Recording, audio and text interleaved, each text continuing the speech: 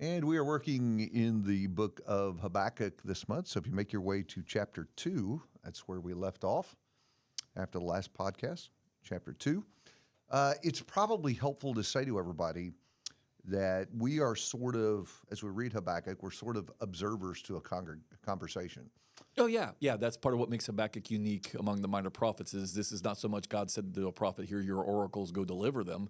It was literally, the prophets got questions to God about how God is running, the affairs of Jerusalem. Yeah. So we're kind of standing across the room watching the two of them have this conversation with each other. So already we've had three kind of back and forth, starting with Habakkuk in chapter 1, and then picking up in verse 5 of chapter 1, God responds to him, and then in verse 12, he follows up. The prophet has something else to say. And basically what it goes like is this, Habakkuk is not happy with how wicked the people are, and he's wanting to know why didn't God do something about that, and God says, yeah, I'm going to do something about that. I'm working on it, actually. I'm bringing the Babylonians, and they're going to deal with the people. And Habakkuk's response is, while they are way worse than us, I'm not sure what. I want you to do something, but I don't like the way you're going to do it. Yeah. So then we get to the end of chapter 1, and in the first verse of chapter 2, Jeff is kind of messed up on this one. He can't decide if he likes the transition. If he wants verse 1 at the end of chapter 1 or verse 1 at the beginning of 2, he's kind of. No. Verse 1 goes at the end of chapter 1. I don't know. Here's what I'm gonna take the neutral ground. I'm gonna be the independent on this and say, I think it's a segue. It could sort of bridges chapter 1 and chapter 2, where the prophet says, here's what it says, chapter 2, verse 1. I will stand on my guard post and station myself on the rampart, and I will keep watch to see what he, God, will speak to me and how I may reply when I am reproved. And so the prophet says, basically, I'm going to stand here and wait for God to reply. Now, before we went live, Jeff and I were actually just now talking about this and whether the prophet's kind of being a smart aleck and saying, what do you have to say to that? Or if he kind of has the opposite response and he's realized he said more than he should, and now it's kind of humble. I need to be quiet and listen for God. Yeah, no, I just don't see rebelliousness in this, and at a deep level, I see human frustration and just wondering why God runs things the way He does. Exactly. Well, I think we agree on that completely. So that's how things are hanging in the air. And he knows he's pushed the limit because he got an answer and then he pushed back again. Yeah, exactly. So picking up in verse number 2 of chapter 2, we get the response of God now. And that will encompass all of chapter 2. So when you're reading chapter 2 this week, that's what it's about. It's about God now answering Habakkuk's complaint that you shouldn't use Babylon because they're worse than us. And so what God says in essence is chapter 2 is, and I'm going to deal with them too. Right. That's the thing. And you would think Habakkuk, living when he lives, would, in this sense, already be open to that or even be intuitively thinking about that because God's already done that once. He used Assyria, calls Assyria the rod of my anger, in other prophets. And he used Assyria to destroy the northern kingdom. But where's Assyria right now? Well, Assyria is starting to die off, because Babylon is rising. And so to be fair, Habakkuk, is living through the time of the fall of Assyria, but you think he'd read the newspaper or something maybe, or at least realize, Assyria is not what it used to be and Babylon's rising, But that's part of, to be fair to Habakkuk, honestly, why he's kind of shocked, I think, when God says, I'm raising up Babylon, because it's not as obvious yet. But still, at the end of the day, as Habakkuk is going to see, in a sense, with Babylon's rising, that he destroys Assyria. And so God can change the guard and change his tools when he's ready to change his tools of bringing judgment to wicked people. Assyria has hit its limit of God's toleration of its sinfulness, and so they're going to be destroyed now. And Babylon will have a season, and then Babylon will get its comeuppance, of course, in due time. And then I think too the deeper sort of underlying problem or failure on the part of Habakkuk, I think is highlighted in verse number 4 of chapter 2. Well, that's the key, yeah. Yeah, where part of God's response is, behold, as for the proud one, his soul is not right within him, but the righteous will live by his faith. And it seems to me that at least part of Habakkuk's struggle, at least in his pushback, is that he doesn't trust God to work this out in his way and in his time. And that's kind of been highlighted in his early complaints. Right. To be righteous, to be rightly oriented, to what it means to be human and rightly oriented to God is to live in a disposition and a position of trust in God. And that's why, that concept, whether it's Abraham, in the Old Testament, faith in Christ in the New, the idea is just simply is with whatever God has revealed to you, whatever covenant you're living under. The reason it's always comes back to faith is just simply you have to have the right disposition, the right orientation towards God under whatever particular terms He told you to live before Him and worship Him under. And so that's what Habakkuk is being reminded of now by the Almighty. Look, the bottom line is what it's always meant to be a righteous one before me at the 30,000-foot level is you orient yourself toward me in faith, which means you trust in me, you're loyal to me, and you live without knowing all the answers. Go back and see Abraham. Yeah, and especially, and it's good that you brought up Abraham because he'll work well with this.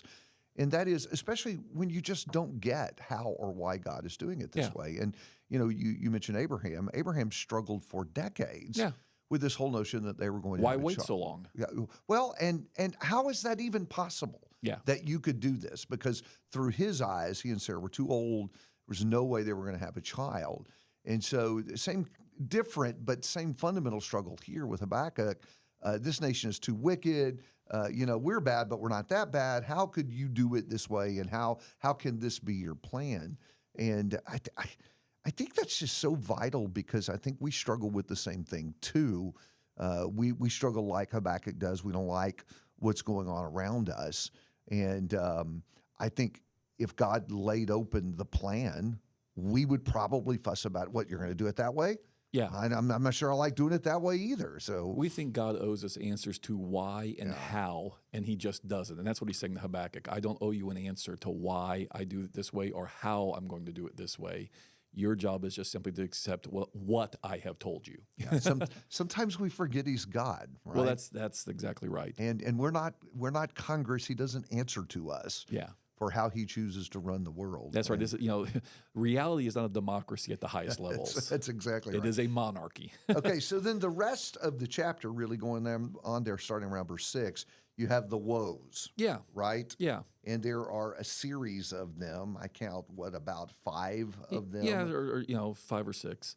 But and part of it, ironically, what He's doing there is, God is, and when you stop and think about what He's saying to Habakkuk is He's reaffirming that there is a moral calculus that God is working by, right? That will lead to judgment on the Babylonians and Chaldeans eventually. Mm-hmm. But literally, for a Habakkuk's peace of mind, just reaffirming, yes, I do take note of wickedness. I have a framework, in me to account for this and to punish this, and it's not going to go on forever. Not going to get away with anything.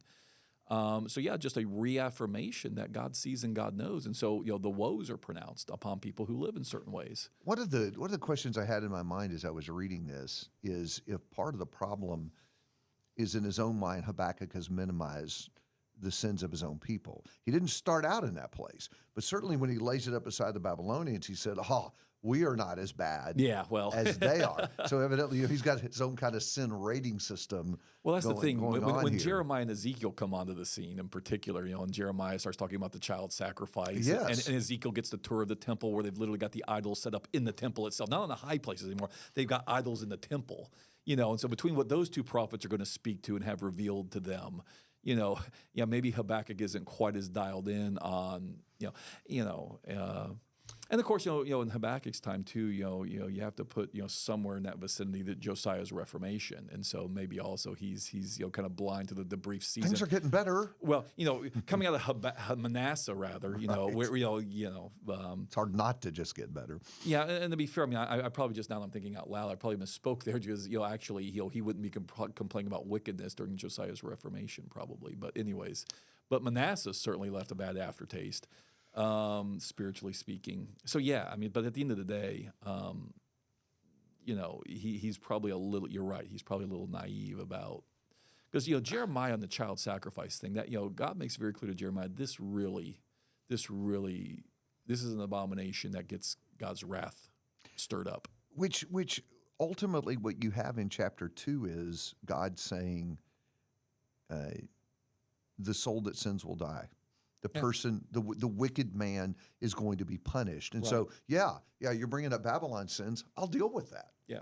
Nobody gets away with it. Yeah, nobody's going to get away with it. And so then we kind of roll down to this last statement in verse 20, but the Lord is in his holy temple. Probably a lot of us remember that because there's a song about this that. Is where that song comes from. Let all the earth keep silent before him. I know. I think we kind of use that in a different kind of way when we sing it in that song. It's like, hey, we're about to begin worship. Everyone needs to quiet down and be reverent.